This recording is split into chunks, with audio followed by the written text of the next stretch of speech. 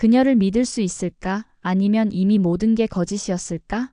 구독과 좋아요는 다음 이야기를 이어가는 힘이 됩니다. 진세훈의 시선은 깊은 고요 속에서도 흔들리고 있었다. 저녁의 고요함을 깨는 건 단 하나의 질문이었다. 어머니 영채.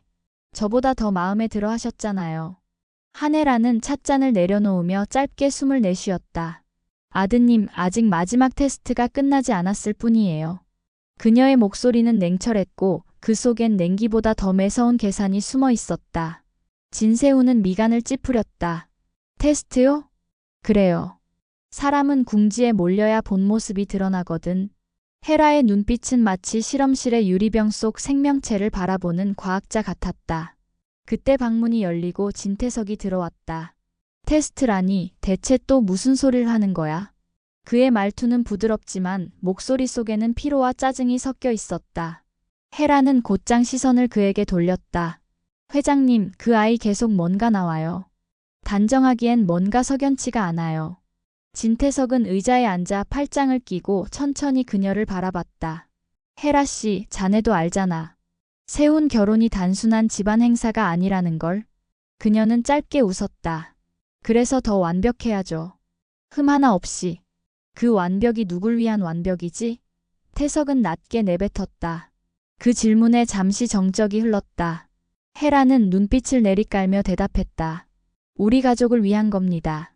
하지만 그 아이 자꾸 무언가를 숨기고 있는 것 같더라고요. 그녀의 말끝엔 묘한 떨림이 묻어 있었다. 진세훈은 그런 어머니의 표정을 처음 보는 듯 했다. 어머니, 그건 그냥 경계심 아닐까요? 진태석은 두 사람의 대화를 가만히 듣다가 낮게 한숨을 내쉬었다. 헤라, 지금이 언제인데 사람을 시험하고 앉았어. 결혼은 신뢰로 시작해야지 의심으로 시작하면 끝이야. 그러나 헤라는 그 말에 대꾸하지 않았다. 그녀는 잔 속에 홍차를 천천히 저으며 속으로 생각했다. 끝이라 아직 시작도 안 했는데. 그때 문틈으로 들어온 노을빛이 세 사람의 얼굴을 붉게 물들였다. 세훈의 눈빛엔 혼란이, 태석의 얼굴엔 피로가, 그리고 헤라의 미소엔 서늘한 비밀이 스며 있었다. 결혼 미룰까? 태석이 단호히 말했다. 헤라는 눈을 크게 뜨며 그를 바라봤다. 지금 뭐라고요?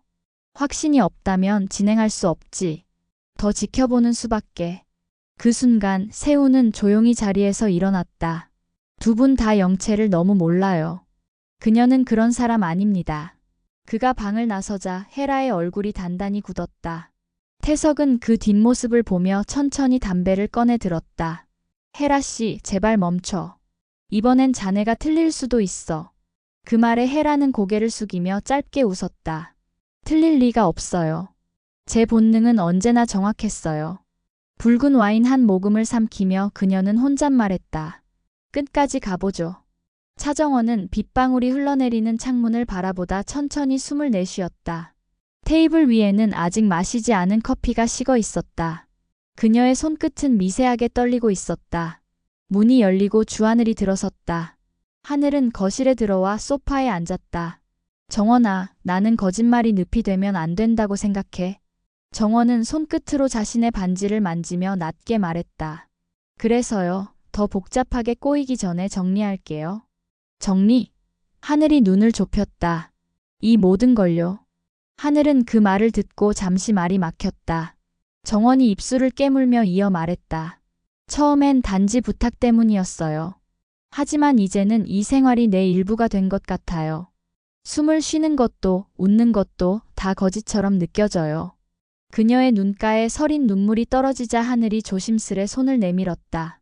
정원아, 그건 아니야. 너가 그랬던 건 이해해. 잠시 침묵이 흐르고 그때였다. 테이블 한켠의 오르골이 저절로 돌아가기 시작했다. 맑고 슬픈 멜로디가 흐르자 정원의 시선이 흔들렸다. 그녀의 기억 속의 어린 시절, 낡은 침대 옆에서 들리던 같은 소리. 수아야, 이거 듣고 자면 좋은 꿈 꿀 거야. 따뜻한 여성의 목소리, 그리고 희미한 꽃향기. 정원의 눈동자가 흔들리며 입술이 미세하게 떨렸다. 이 소리 이 오르골 어릴 때 들었어요. 하늘은 놀란 듯 그녀를 바라봤다. 기억이 난다고? 아니요, 아니요 기억이 아니라 그냥 마음이 반응해요. 이상하죠? 아무리 생각해도 설명이 안 돼요. 하늘은 천천히 그녀의 손을 잡았다. 그녀의 차가운 손끝을 감싸며 낮게 말했다. 무엇이 진실이라도 난 내 편이야. 너의 이름이 차정원이든 주영채든 아니면 다른 누구라도. 그 말에 정원은 순간 눈을 감았다. 그녀의 어깨가 미세하게 떨렸다. 하늘의 말은 위로였지만 동시에 현실의 무게를 일깨웠다. 그녀가 걸어온 길, 숨겨온 진실, 그리고 되돌릴 수 없는 선택들. 잠시 후 정원은 눈을 떴다. 눈가엔 눈물이 맺혀 있었지만 표정은 단단해졌다. 하늘씨, 나 이제 도망치지 않을게요. 하늘이 묻듯이 고개를 들었다. 정말 괜찮겠어? 아니요. 괜찮지 않아요. 하지만 이 짓을 이어가면 언젠가 내가 나를 미워하게 될 것 같아요. 그녀의 말에 하늘은 짧게 숨을 내쉬며 그녀를 바라봤다. 그럼 같이 걸어가자. 그는 조용히 그녀의 손을 꼭 잡았다. 창밖에 비는 여전히 내리고 있었다. 유리창에 흐르는 물방울이 서로 엇갈리며 한 줄로 이어졌다. 마치 정원과 하늘의 운명처럼 다른 길에서 출발했지만 결국 하나의 선으로 이어지는 듯했다. 어둠이 내려앉은 외곽의 별장. 창문 밖으로는 폭우가 쏟아지고 텅 빈 방에는 뒤로 손이 묶인 박경신이 앉아있다. 덜컥. 방문이 열리고 주영채가 다가온다. 일어났네. 그녀의 입가엔 잔혹한 미소가 번져 있었다.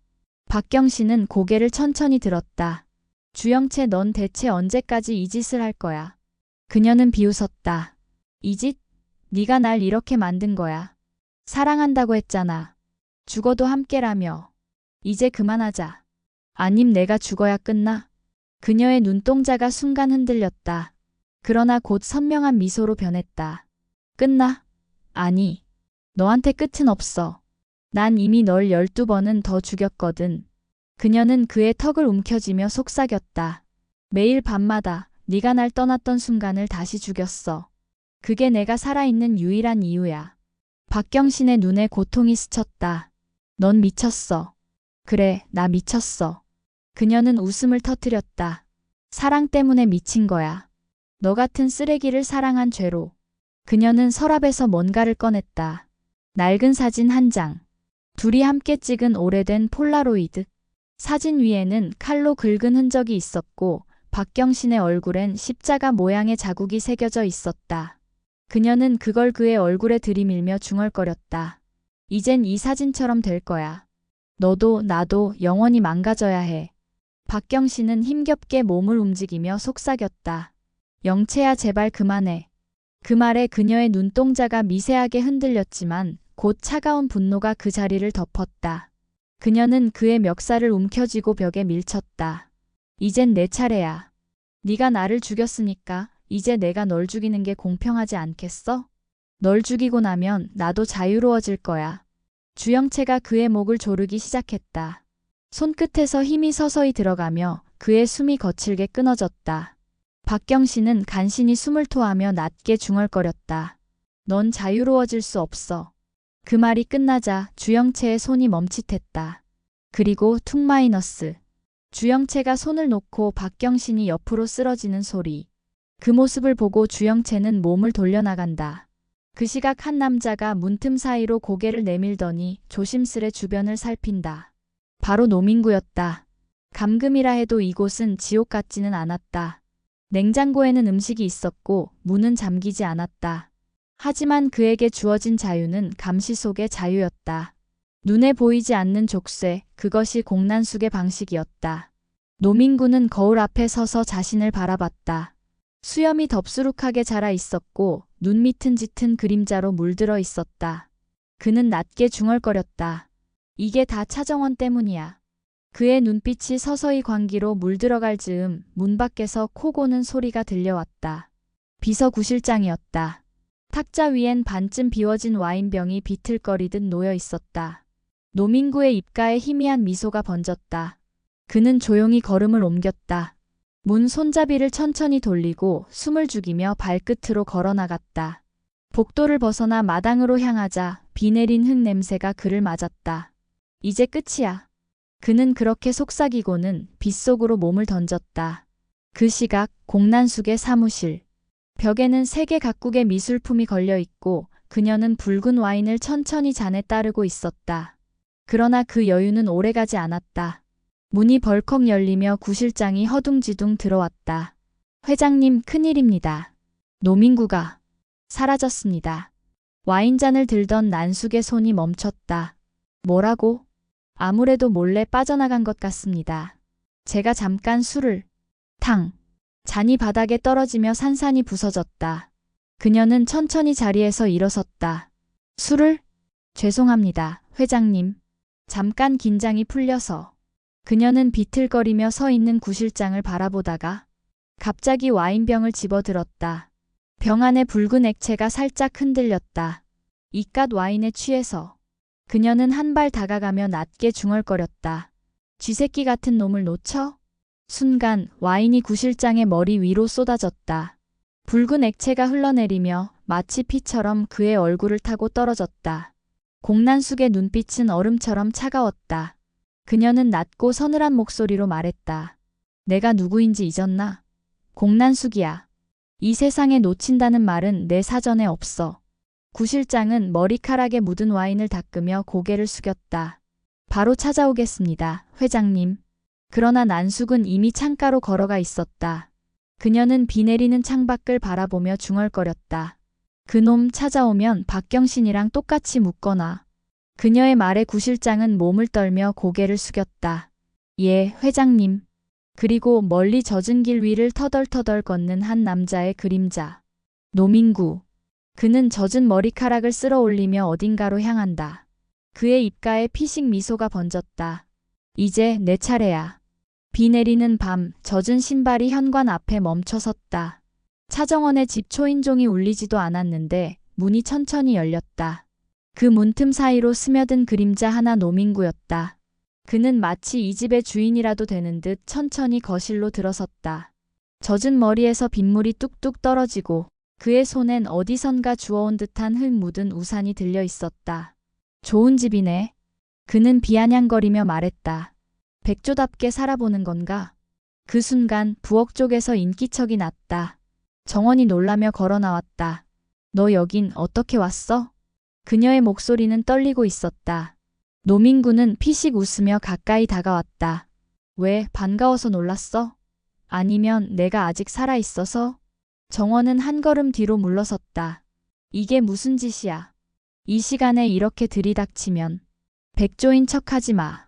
그의 목소리가 날카롭게 잘려나왔다. 까마귀 주제에 이제는 날개라도 단 줄 알았나? 정원의 눈빛이 단단히 굳었다. 그만해. 그만? 노민구는 냉소적으로 웃었다. 아니, 아직 시작도 안 했는데. 너가 시작한 거짓 인생 나도 좀 껴보려고. 그는 소파에 털썩 앉으며 다리를 꼬았다. 너 나랑 손잡자. 그래야 둘 다 살아. 정원의 얼굴이 굳어졌다. 무슨 말이야? 너도 알잖아. 그는 웃으며 손가락을 흔들었다. 정원은 침착하게 대답했다. 당신 말은 믿을 수 없어요. 믿고 말고는 중요하지 않아. 이제 곧 그들이 널 버릴 거야. 그 전에 나랑 손잡는 게 살 길이지. 정원의 눈동자가 흔들렸다. 그러나 곧 단단히 굳어졌다. 난 더 이상 거래하지 않아요. 누구하고도. 노민구의 표정이 순식간에 일그러졌다. 거래를 거절하면 대가를 치러야지. 그의 목소리는 낮고 무겁게 가라앉았다. 그는 자리에서 일어나 정원에게 천천히 다가왔다. 정원은 뒤로 물러서며 말했다. 이러지 마, 민구 씨. 예전엔 그런 사람이 아니었잖아요. 그 말에 그의 눈빛이 번뜩였다. 그래, 예전엔 아니었지. 그땐 너가 구질구질했으니까. 그는 코웃음을 치며 말을 이었다. 하지만 이젠 아니잖아. 나도 덕 좀 보자고. 그는 한 걸음의 거리를 좁히며 정원의 팔을 거칠게 잡았다. 이거나. 정원의 비명이 울렸지만 그의 손은 이미 그녀의 목을 향해 올라가 있었다. 난 내가 싫어. 그런데 이상하게도 네가 망가지는 걸 보면 숨이 트여. 벽에 부딪히는 소리. 정원의 머리가 흔들리고 그녀의 손끝이 허공을 더듬었다. 숨이 막히며 그녀의 입술 사이로 희미한 신음이 새어나왔다. 그만 제발. 제발? 그의 눈동자에 미친 듯한 불빛이 번졌다. 너도 한 번쯤 느껴봐야지. 누군가에게 목숨을 쥐어잡히는 기분이 어떤 건지. 정원의 손이 그의 팔을 붙잡고 버둥거렸다. 하지만 그의 소나기는 더 조여왔다. 순간 책상 위에 있던 오르골이 떨어지며 바닥에서 깨졌다. 맑고 쓸쓸한 소리가 다시 한번 울린다. 그 소리에 정원의 눈동자가 커졌다. 그 노래 어린 시절 엄마가 틀어주던 바로 그 소리. 그녀의 눈가에 눈물이 맺히며 남은 힘을 다해 그의 팔을 밀쳐냈다. 그만해. 노민구는 잠시 균형을 잃고 뒤로 물러났다. 숨을 몰아쉬는 정원의 목에는 붉은 자국이 선명했다. 그녀는 차가운 눈빛으로 그를 바라봤다. 너 이제 끝이야. 가만 안 둬. 그 말에 노민구의 입가에 피식 미소가 번졌다. 끝? 아니, 정원아, 이건 이제 시작이야. 정원은 그를 바라보며 떨리는 목소리로 속삭였다. 당신이 무슨 짓을 꾸미든 난 더는 가만히 있지 않아. 그녀의 눈빛은 결의로 가득 차 있다. 진실은 언제나 피를 흘리고 나타난다. 구독과 좋아요로 다음 이야기를 함께 만들어주세요.